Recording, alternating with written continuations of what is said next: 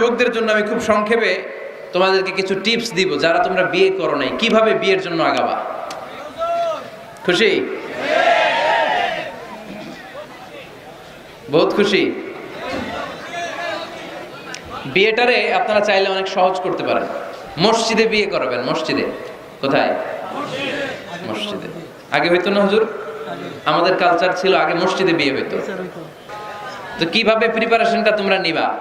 Number 1, it's a very sensitive and serious issue man. এটা তোমার জীবনের সবচেয়ে গুরুত্বপূর্ণ লাইফ ইভেন্ট। এটাকে হাসাহাসি করে তুচ্ছতাচ্ছিল্য করে উড়িয়ে দেওয়া যাবে না। এটা তোমাদেরকে সিরিয়াসলি নিতে হবে। প্রথমে তোমাদের মেন্টাল প্রিপারেশন লাগবে। বিয়ে বললেই করা যায় না। বিয়ে করা মানে দায়িত্ব নেয়া, ঠিক কিনা? কারণ যদি থাকি 2 পা যেথা খুশি সেথা যা, যদি থাকে 4 পা তারপর কি? হ্যাঁ, আমার সাথে নিয়ে যা। আচ্ছা, সব জানে বলবো। যদি হয় 6 পা, আব্বু তুমি কই যাও। তো এই জন্য বিয়ে মানে দায়িত্ব। I'm addressing all the young star of Faridpur district. The marriage is a responsibility. এটা অনেক বড় দায়িত্ব। সো তোমার এত গুরুত্বপূর্ণ একটা লাইফ ইভেন্টে তুমি যাওয়ার আগে তোমাকে মেন্টালি প্রিপেয়ার থাকতে হবে। যে আগে আমি একা থাকতাম, একা ঘুমাতাম, একা সব করতাম, এখন কাপল লাইফ লিড করতে হবে। একই ঘরের ভিতরে একা থাকা যাবে না। আমার সংসার হবে, এখন টোনা টুনি সংসার হবে, ঠিক কিনা? সো এই কাপল লাইফ লিড করাটা অনেকের জন্য টাফ। তোমাকে অভ্যস্ত হতে হবে, তোমাকে মেন্টালি প্রিপারেশন নিতে হবে, ওয়েল প্ল্যানিং লাগবে।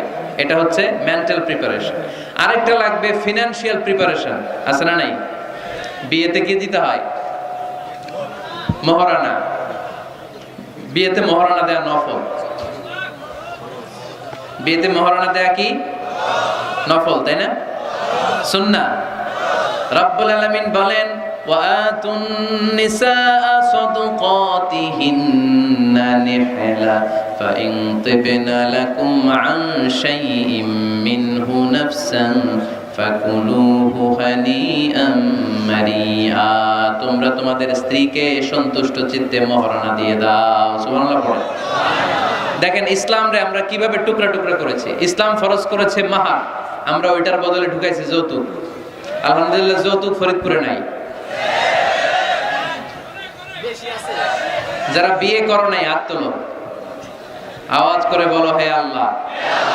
হাত তুলে ওয়াদা করলাম আমার বিয়েতে 1 টাকাও যৌতুক নিব না। তুমি তৌফিক দাও। আওয়াজ করে পড়তে হবে আমিন।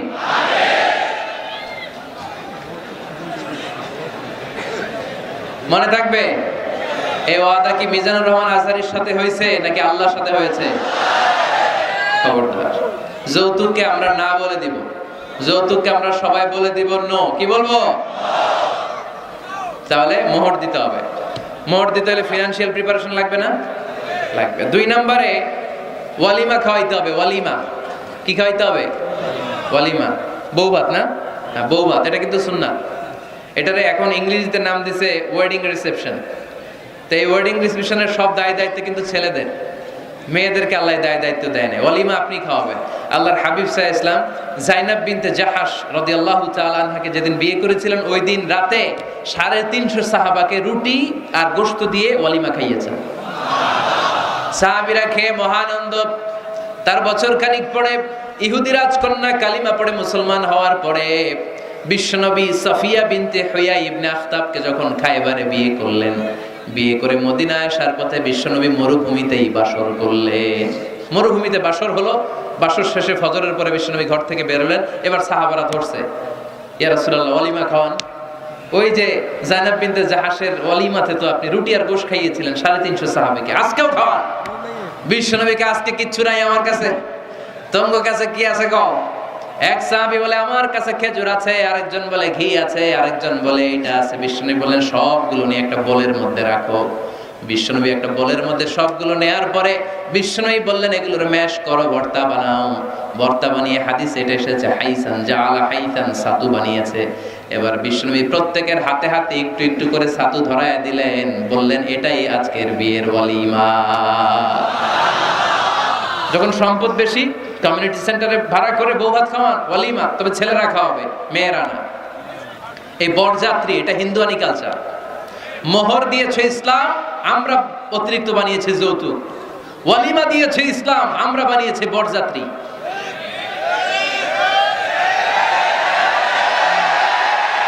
মেয়ের বাবার উপর এটা জুলুম।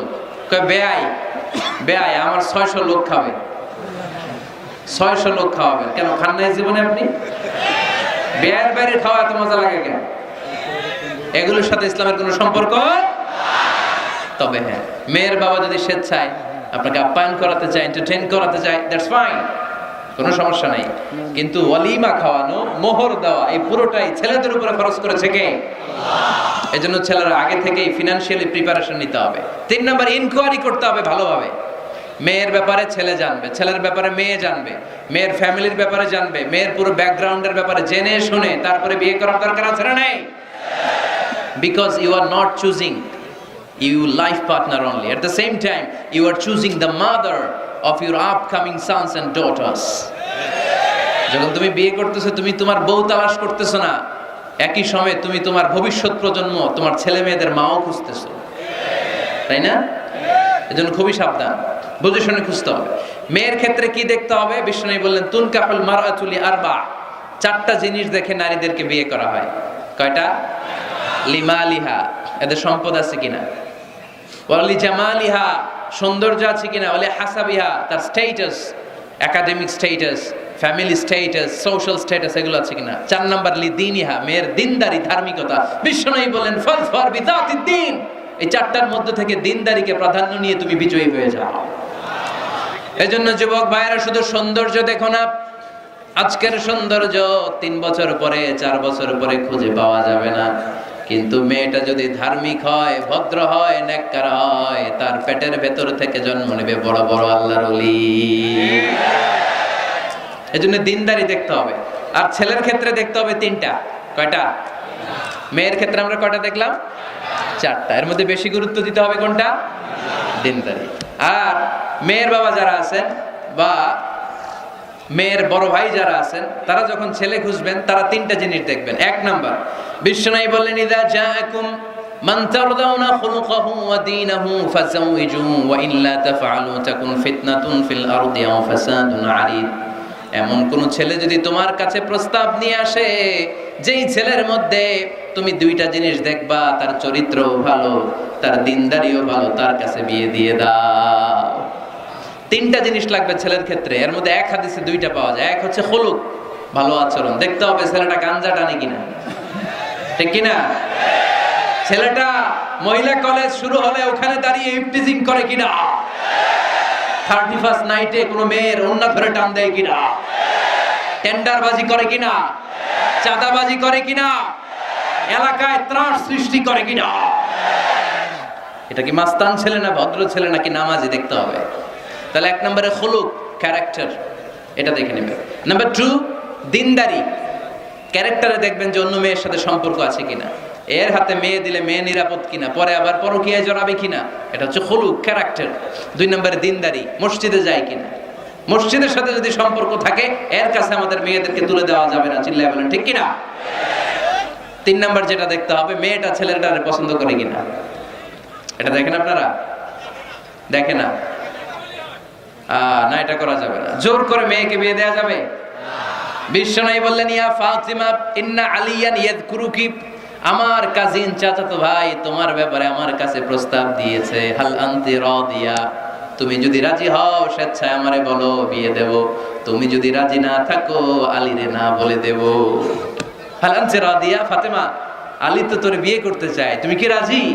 ফাতেমা রাদিয়াল্লাহু তাআলা আনহা ফাসাকাতা, চুপ থাকলেন। 3 বার বিশ্বনবী জিজ্ঞেস করলেন, কি ভদ্র মেয়ে, কি নারী, সাইয়্যিদাতুন নিসাই আহলিল জান্নাহ, সব নারীদের সর্দারনি হয়ে জান্নাতে ঢুকবে। বিশ্বনবী 3 বার জিজ্ঞেস করলেন। ফাতেমা রাদিয়াল্লাহু তাআলা আনহা সাকিতা, চুপ রইলেন। as-sukutu nisfur রিদা, চুপ থাকা সম্মতির অর্ধেক। বিশ্বনবী বুঝলেন যদি রাজি না থাকতো আমার মেয়ে না করে দিত, যেহেতু চুপ আছে, ফাতেমা রাজি আছে। ফাতেমার সম্মতি নিয়ে বিশ্বনবী তার কলিজার টুকরাকে সাইয়েদনা আলীর হাতে তুলে দিলেন। তাহলে মেয়েকে জিজ্ঞেস করতে হবে যে মা, ছেলেটা তোমার পছন্দ কিনা, নাকি জোর করে কবুল? জোর করে কবুল বলানো যাবে? তাহলে মেয়ের ক্ষেত্রে কয়টা জিনিস? কয়টা? ছেলের ক্ষেত্রে? মনে থাকবে সবার?